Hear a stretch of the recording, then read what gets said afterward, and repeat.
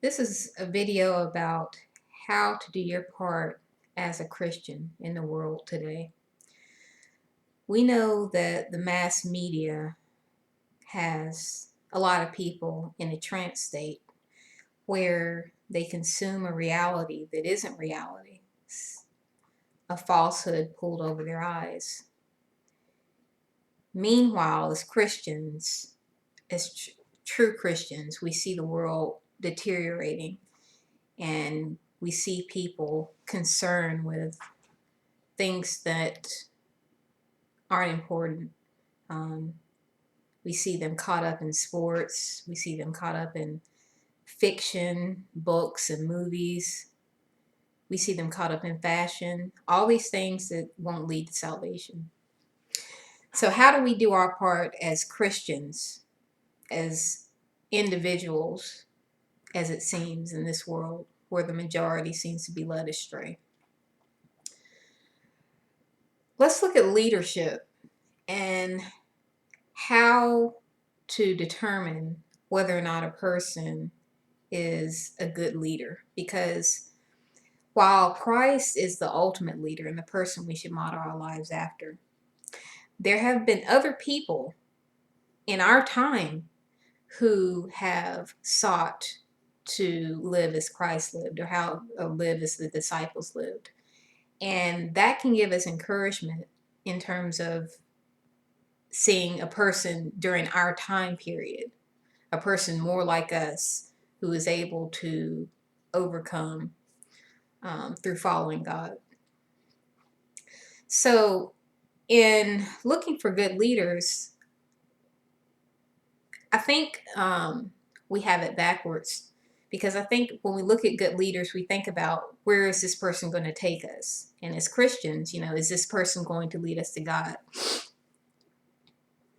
However, I think we should take more of a top-down approach to it and see whether or not a person was led by God. So not is this person going to lead me to God, but was this person led by God? So in looking for good leaders, rather than following a human blindly because they were charismatic or because they had some kind of appeal, they were good at they had some kind of talent. Let's look at whether or not that talent honored God, whether or not their lyrics honored God, whether or not their speeches honored God, whether or not their lifestyle honored God.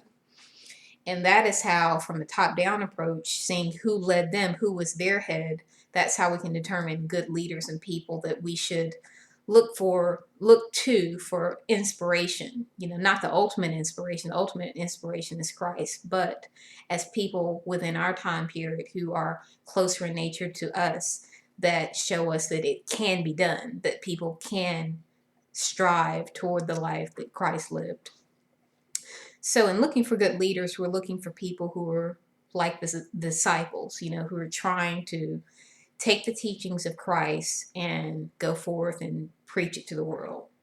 So these people, and they could be in different professions, they can be musicians who create lyrics that honor God. They can be writers who write things that, are biblically based and that shine a light on the life of Christ or on the Bible. They can be people who, through their travels, they taught others how to follow Christ or taught the Bible or whatever, or taught or even taught truth in terms of what's going on today, but from a biblical standpoint, not a secular standpoint. So, looking at it through a biblical lens, looking through the truths of today through a biblical lens. Those are the leaders. Those are the other people that we can look to for inspiration to say, well, they were able to, in our lifetime, accomplish what they accomplished, and we can tell that they were led by Christ because of how they lived their lives. And remember, we can have rocky starts, when we're thrown into this world, which is hell, which I've talked about in another video. This is hell. So we're in this world, and before, like Saul, the Apostle Paul, before Christ makes himself known to us, we can be just as bad, if not worse, than the people in this world. So in looking for good leaders, realize that they had a rocky start. They can have a rocky start, but look at how they ended up.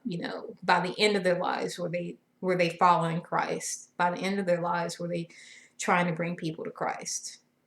Okay. So that being said, that's how we can get our inspiration, get our fuel, get our positive outlook on our mission. Now, in terms of every day, what can we do as individuals, or as people who might not feel like we have a lot of people behind us in terms of living the true Christian life? Well, knowing that most people watch television and are often swayed by how different people are stereotypically portrayed on television. I'm not saying that we should act opposite that. I'm not saying that we should defy them and say, I'm not like this, I'm like this. Just live as Christ lived.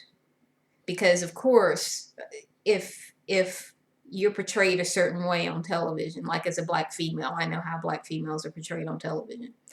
And we know that television is evil, and that evil people are in control of and own, the corporations that put out the filth and put out the propaganda and whatever.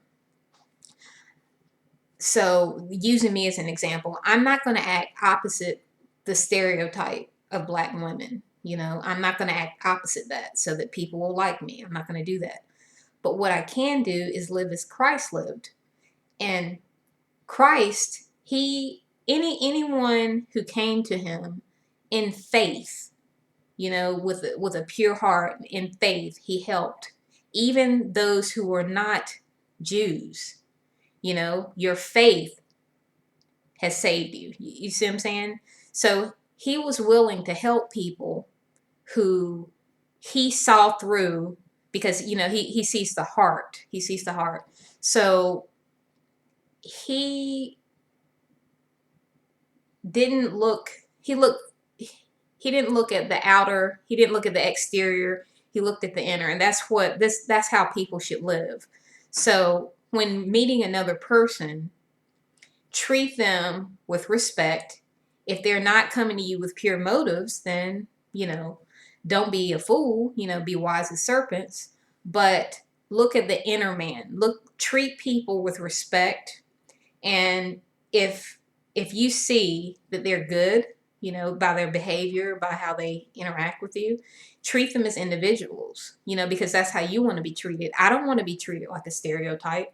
Other people don't want to be treated like a stereotype. And the only way that we can overcome that stereotype that's put in our mind by the media, and that in turn, from watching the media, we feel that's who we are. And so it's like a feedback loop. It's like, if you see this is how people who look like you act, if you see that on television, but on television it's being glorified and glamorized to where it's okay, then you're going to start acting like those characters on television. So, we have a lot of people nowadays who dress like the people they see on television. They wear their hair the way the people wear their hair on television. They talk like the people on television, because television media tells us this is the fad, this is cool, you'll get away with this. But real world is something different.